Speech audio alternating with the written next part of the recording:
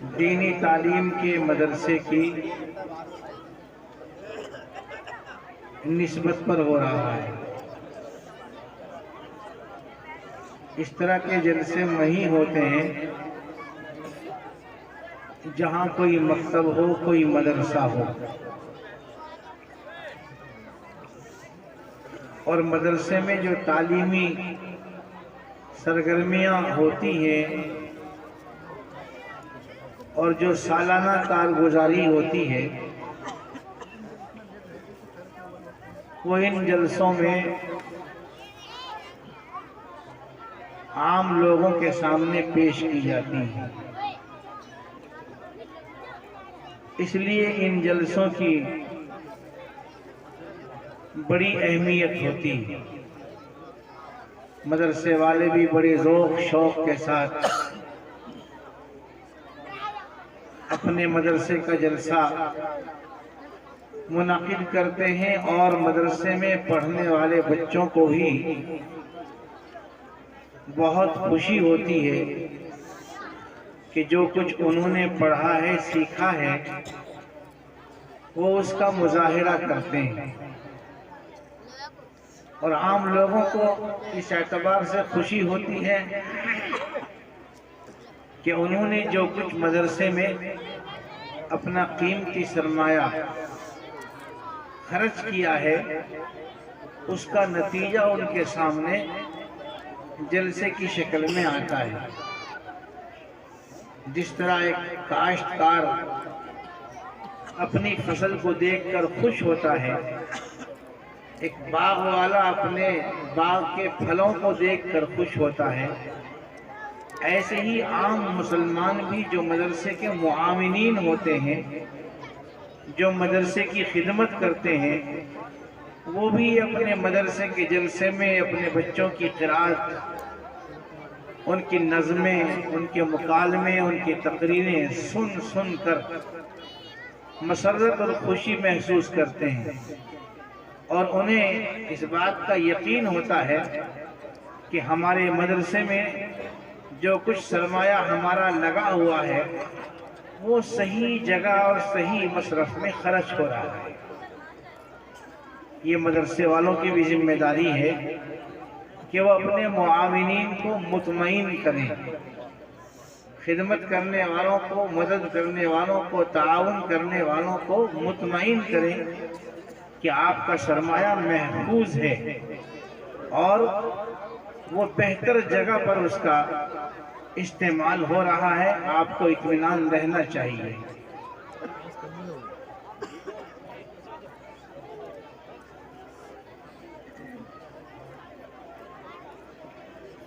تو میرے بھائیوں، آپ حضرات سن ہی رہے ہیں، ابھی ایک چھوٹی سی بچی نے میرے سامنے بہت عمدہ نظم پڑھی، اور نہ معلوم یہ سلسلہ عصر سے یا اس سے پہلے چل رہا ہے، اور بچیاں ذوق شوق سے پڑھ رہی ہیں اور جو کچھ انہوں نے پڑھا ہے اس کو سنا رہی ہیں۔ یہی ہمارے ان مدرسوں کے قیام کا مقصد بھی ہے۔ بغیر مدرسوں کے ہماری دینی زندگی کا وجود ہی نہیں ہے۔ ہم مسلمان ہیں اور ہمیں اپنے مسلمان ہونے کا علم ہونا چاہیے کہ ہم مسلمان کیوں ہیں۔ مسلمان ہیں لیکن یہ معلوم نہ ہو کہ مسلمان کیوں ہیں، تو ایسی مسلمانی سے فائدہ کیا ہے؟ ہر مذہب والا اپنے مذہب پر فخر محسوس کرتا ہے، ہم بھی مسلمان ہونے پر فخر محسوس کرتے ہیں۔ اللہ کی یہ بڑی مہربانی ہوئی کہ اس نے ہمیں مسلمان بنایا، لیکن مسلمان اس نے بنا دیا، اب ہمیں صحیح معنی میں مسلمان بننا ہے۔ ہم مسلمان گھر میں پیدا ہو گئے، لیکن صحیح معنی میں مسلمان کون ہوتا ہے، اس کے اخلاق کیا ہوتے ہیں، اس کی صفات کیا ہوتی ہیں، اس کے کام کیا ہوتے ہیں، اس کی ذمہ داریاں کیا ہوتی ہیں، یہ ساری چیزیں ہمیں مدرسوں میں علم حاصل کر کے معلوم ہوتی ہیں۔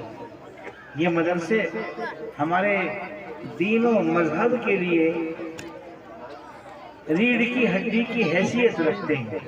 یہ مدرسے ہیں تو ہمارے ایمان کو وجود ہے، مدرسے نہیں ہیں تو ہمارے ایمان اور اسلام کا بھائی توجہ رکھیں، ادھر دیکھیں، توجہ رکھیں سب۔ تو اس لیے میرے بھائیوں، ان مدرسوں کا قیام ہمارے اور آپ کے لیے انتہائی ضروری ہے، اور ان کی ضرورتوں کو پورا کرنا یہ بھی ہماری اور آپ کی ذمہ داری ہے۔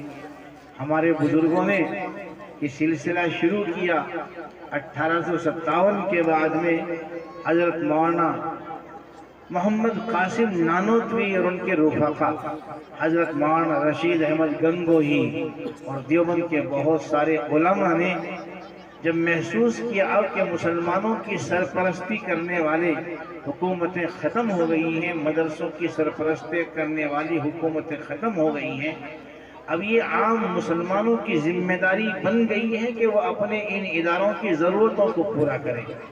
چنانچہ انہوں نے اس کا نظام بنایا کہ عام مسلمان اپنے ان مدرسوں کی خدمت کریں اور عام مسلمانوں سے چندہ لیا جائے اور مسلمانوں کے بچوں کو لازمی طور سے دینی تعلیم ان کو دلائی جائے۔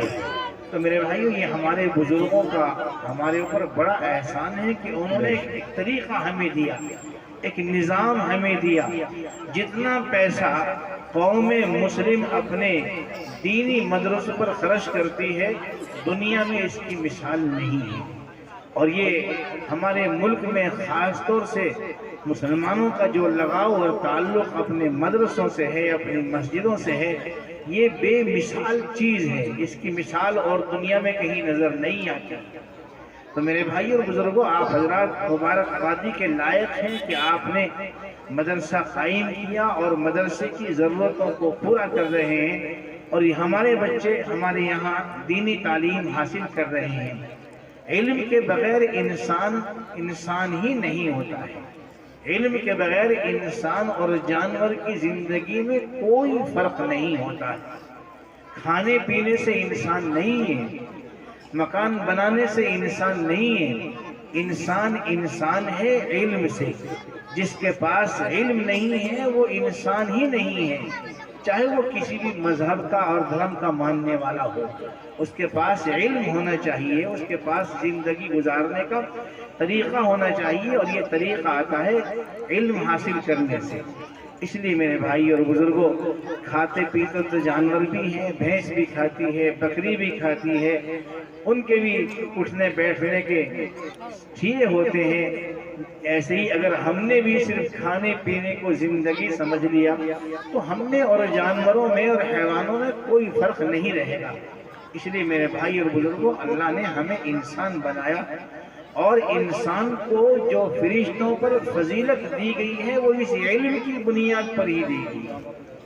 اللہ نے آدم علیہ السلام کو بنایا، اس سے پہلے بے شمار فرشتے آسمانوں میں موجود تھے جو ہر وقت اللہ کی پاکی بیان کرتے تھے، اس کی تعریف کرتے تھے، اس کی عبادت کرتے تھے۔ جب اللہ نے فرشتوں کے سامنے یہ بات رکھی کہ میں زمین میں اپنا خلیفہ بنانے والا ہوں، تو فرشتوں نے یہی کہا کہ آپ شاید یہ چاہتے ہیں کہ آپ کی عبادت کی جائے، عبادت تو ہم بھی کر رہے ہیں، وَنَحْنُ نُسَبِّحُ بِحَمْدِكَ وَنُقَدِّسُ لَكَ، آپ چاہتے ہیں کہ آپ کی عبادت کرنے والے اور پیدا ہو جائیں، تو آپ کی عبادت تو ہم کر ہی رہے ہیں، آپ کی پاکی بیان کر رہے ہیں، آپ کی تعریف کر رہے ہیں، تو پھر مزید کسی مخلوق کی ضرورت کیا ہے؟ اللہ نے فرمایا تھا کہ جو میں جانتا ہوں وہ تم نہیں جانتے ہو۔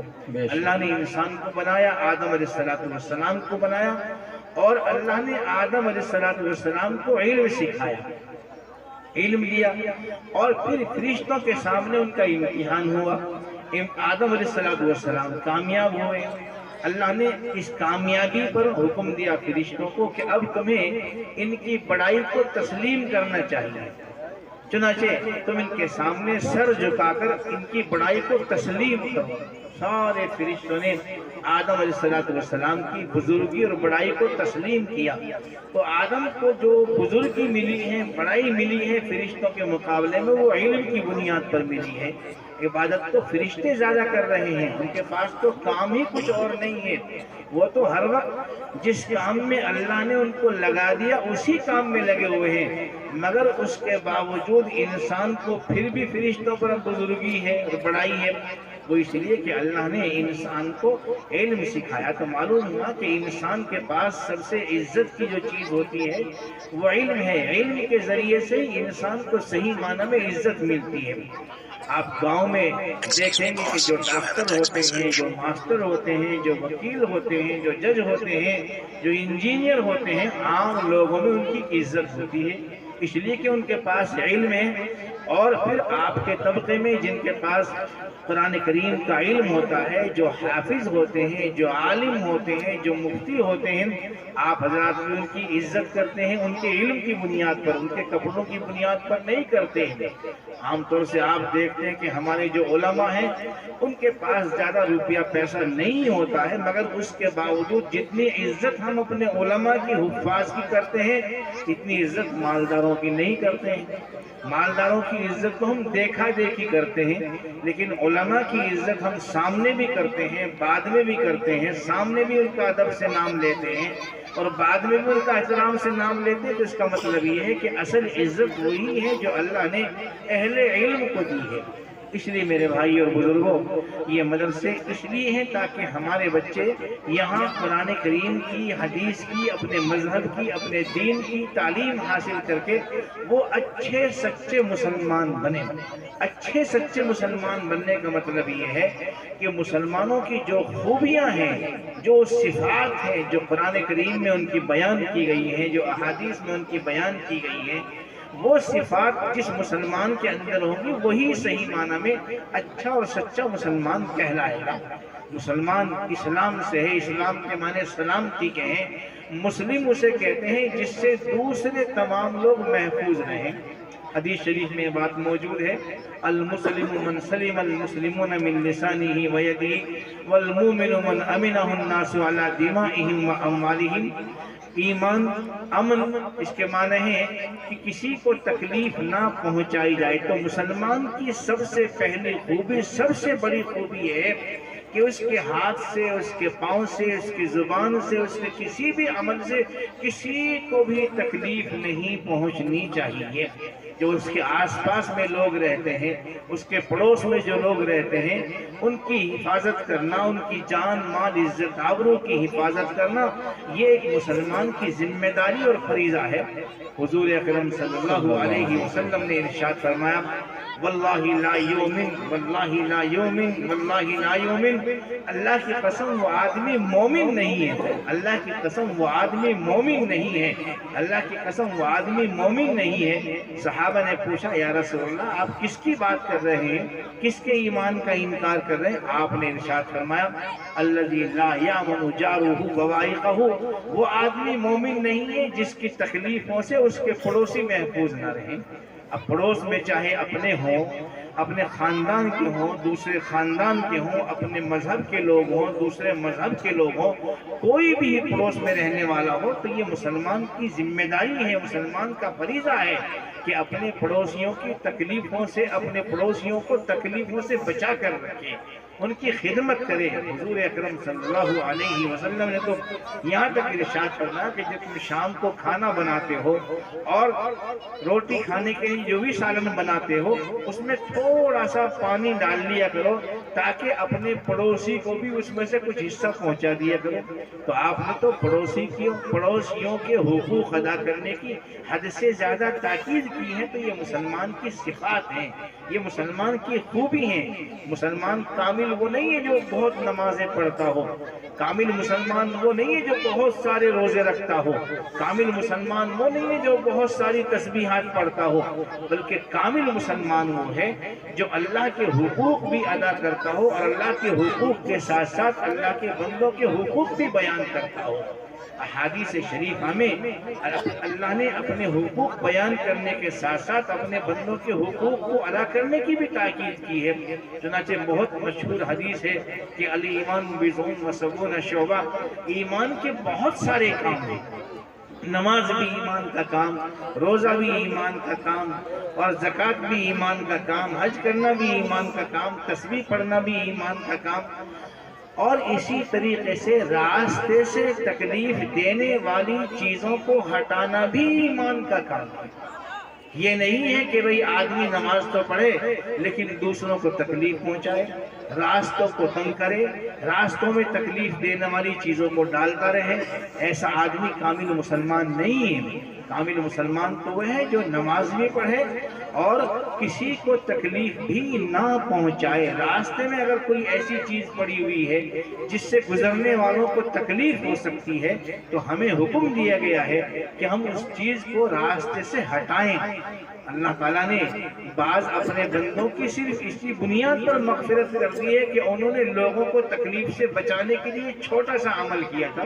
چنانچہ مشہور حدیث ہے کہ ایک راستے کے اوپر ایک درخت تھا، اس راستے پر اس درخت کی ٹہنی اور شاخ لٹکی ہوئی تھی جو لوگوں کو گزرتے ہوئے تکلیف دیتی تھی، منہ پر لگتی تھی، کان میں لگتی تھی، ناک میں لگتی تھی، لوگ ایسے ہی نکل جاتے تھے۔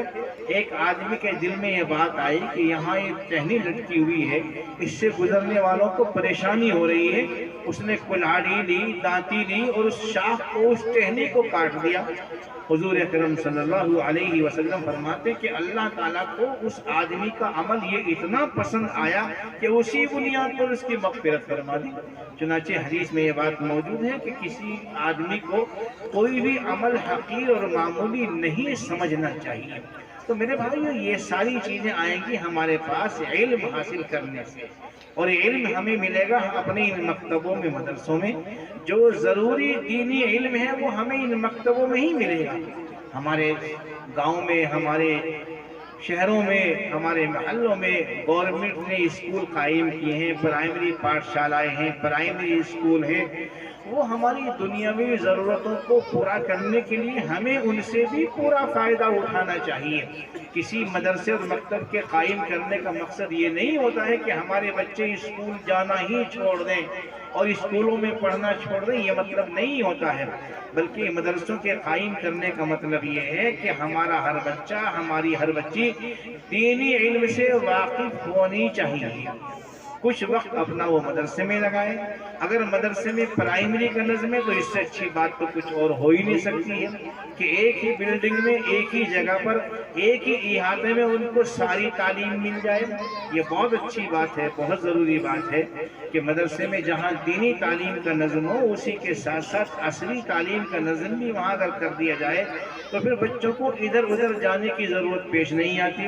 اور اگر ایسے حالات نہیں ہیں، اتنے اسباب نہیں ہیں کہ کسی ماسٹر کا انتظام کیا جائے یا اپنے مدرسے کو منظور کرایا جائے، تو پھر جو آس پاس میں اسکول ہیں، کالج ہیں یا پرائمری پاٹھشالائیں ہیں تو اپنے بچوں کو ہم لازمی طور پر ان اسکولوں میں بھیجیں اور اپنے بچوں کو وہاں علم حاصل کرائیں، اس لیے کہ یہ دنیا یہ بھی ہمارے ساتھ لگی ہوئی ہے، اس دنیا کی ضرورتیں بھی ہمارے ساتھ لگی ہوئی ہیں۔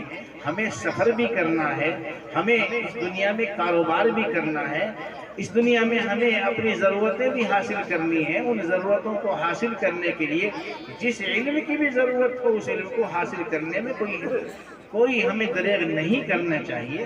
ہمیں اپنے بچوں کو ماسٹر بھی بنانا چاہیے، ڈاکٹر بھی بنانا چاہیے، اپنے بچوں کو ہر قسم کا، مگر یہ بات ہمارے سامنے رہنی چاہیے کہ ہمارا کوئی بھی بچہ ڈاکٹر ہو یا ماسٹر ہو یا وکیل ہو یا انجینئر ہو، لیکن وہ علم دین سے محروم نہیں ہونے چاہیے۔ انہیں نماز پڑھنے آتی ہو، نماز میں کیا کیا پڑھا جاتا ہے وہ ان کو پڑھنا آتا ہو۔ ظاہر ہے کہ یہ چیزیں ہمیں اسکول میں نہیں پڑھائی جا سکتی، وہاں کا علم اپنا الگ ہے، وہاں کا اپنا سلیبس ہے، وہاں کا اپنا نصاب ہے۔ یہ چیزیں تو ہمیں ہمارے مدرسوں میں ہی پڑھائی جا سکتی ہیں۔ اس لیے میرے بھائی اور بزرگوں، ہمارے لیے یہ مدرسے یہ ہمارے لیے انتہائی ضروری ہیں۔ جیسے انسان کے لیے، انسان کے جسم میں روح، انسان کی زندگی کے لیے لیے ضروری ہے، تو ہماری روح کے لیے علم دین یہ الگ سے ایک روح ہے۔ یہ قرآن کریم جو اللہ نے نازل فرمایا ہے یہ سارے انسانوں کی ہدایت اور رہنمائی کے لیے نازل فرمایا ہے، اس میں ہمارے لیے زندگی گزارنے کا پورا طریقہ موجود ہے۔ اس لیے میرے بھائی اور بزرگوں، ہم اس بات کا عہد کریں، اس بات کا ارادہ کریں، اس بات کا تہیہ کریں کہ ہمارا کوئی بچہ بھی ایسا نہیں رہے گا جو مدرسے میں یا مکتب میں پورے وقت کے لیے یا جز وقت کے لیے نہ جائے۔